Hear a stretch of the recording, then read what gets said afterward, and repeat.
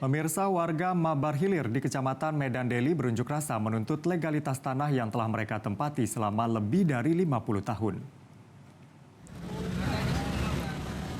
Warga Mabar Hilir menyatakan mereka sudah lama mengajukan legalitas tanah ke pemerintah. Namun hingga kini tidak pernah mendapat jawaban apapun. Hal ini membuat puluhan warga Mabar Hilir berunjuk rasa ke kantor Pemkot Medan dan meminta Wali Kota Medan Bobi Nasution menyelesaikan permasalahan tersebut. Masyarakat berharap ada perhatian khusus untuk menyelamatkan tanah leluhur mereka yang hingga saat ini tidak mendapatkan legalitas dari BPN.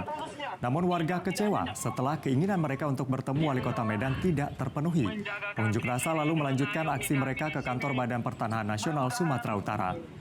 Menurut pendemo, mereka sudah berkali-kali mengajukan permohonan sejak tahun 1975, namun tidak pernah mendapatkan perhatian dari pemerintah.